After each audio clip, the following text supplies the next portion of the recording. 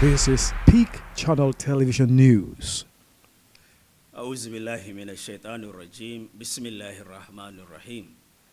الحمد لله رب العالمين والصلاة والسلام على محمد وعلى آله وأصحابه وأزواجه وذرياته وسلم سبحانك لا علم لنا إلا ما علمتنا إنك أنت العليم الحكيم رب اشرح لي صدري ويسر لي أمري واحلل عقدة من لساني يفقهوا قولي السلام عليكم ورحمة الله وبركاته ‘yan uwa masu albarka ina mana fatan alheri a wannan lokaci ina roƙon Allah tabaraka wa ta'ala ya sanya alherinsa da tausayinsa a kanmu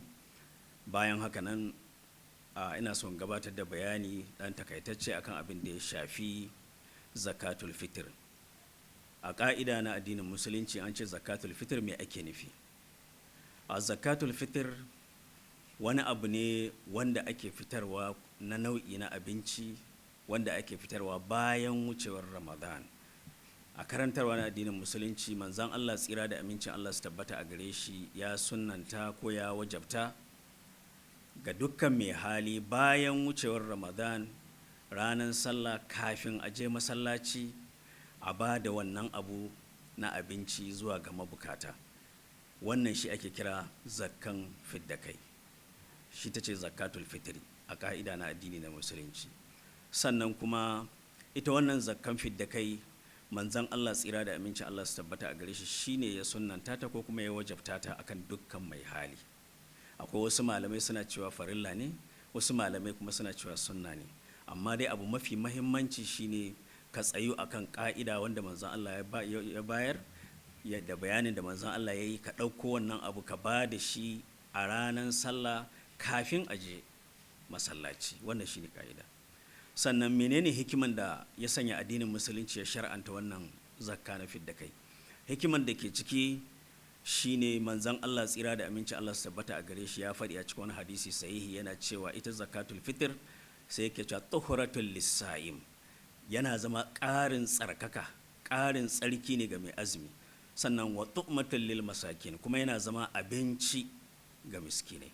ishe hikiman da ke ciki wanda shari'a ya shar'anta shine idan ka ba da zakkan fidda kai to yana ƙara zama tsarkaka da samun kusanci zuwa ga Allah akwai lada mai yawa a ciki shi sa ake ce mata ma zakkan fidda kai tafi sadaka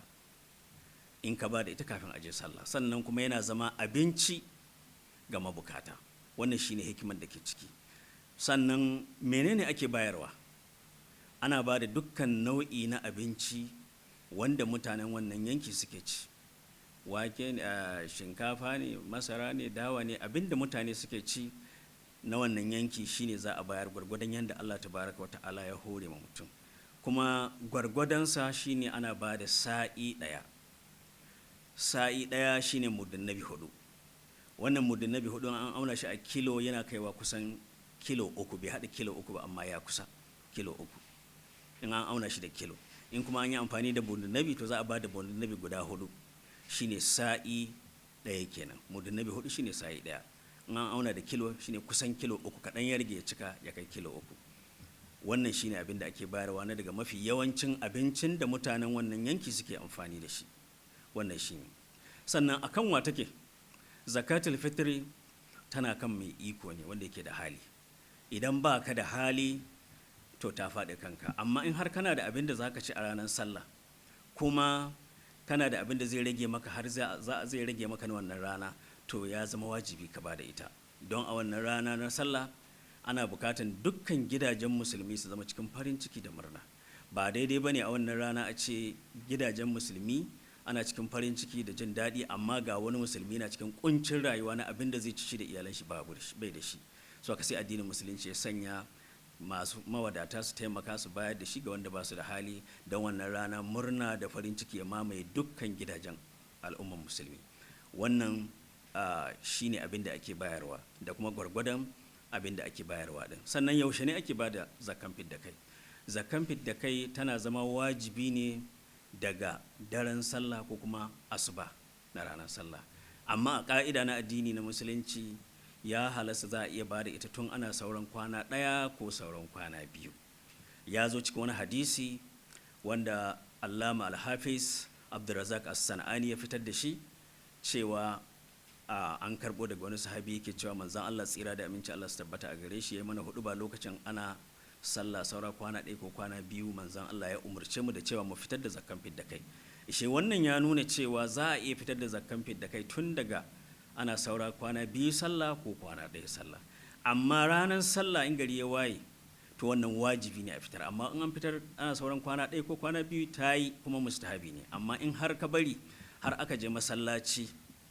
baka bayar ba sai bayan sallah, to in ka bayar bayan sallah ka ba da sadaka ne, ordinary sadaka ne, watan sadaka ne ba ta kai matsayin zakkan fidda kai ba. So haka yana da mahimmanci kwarai lalle mutum ya bada ita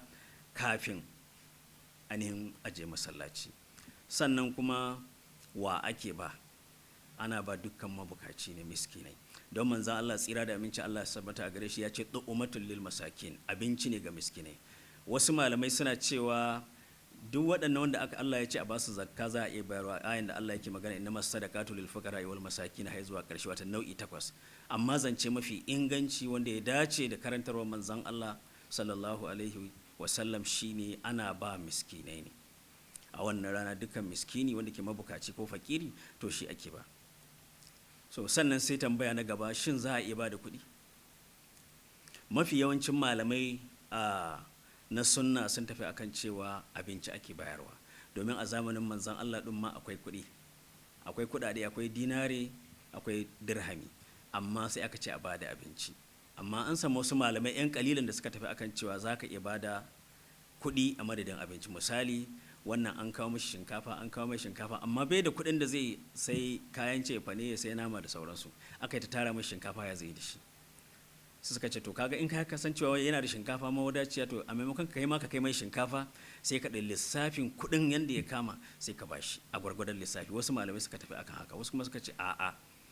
a zamanin manzan Allah ɗin ma ai akwai kuɗi, amma manzan Allah ya ce a bada abinci. Suka ce wannan shine hikiman da yasa aka ce a bayar tun ana sauran kwana ɗaya ko kwana biyu, domin zai ɗauki wannan abinci da ka bashi ya je ya sai da shi, wani sashe ya amfani da shi a matsayin cefane wanda zai amfani da shi sai nama, sai kayan miya da za a yi abincin ranar sallah da shi. Wannan shine dai a takaice don gane da abin da ya shafi zakkan fidda kai, da yadda ake yin ta, da lokacinta, da wa ake ba, da gwargwadon abin da ake bayarwa da sauransu. Wannan assalamu alaikum warahmatullahi wabarakatuhu, ina muku fatan alheri. Masha Allah.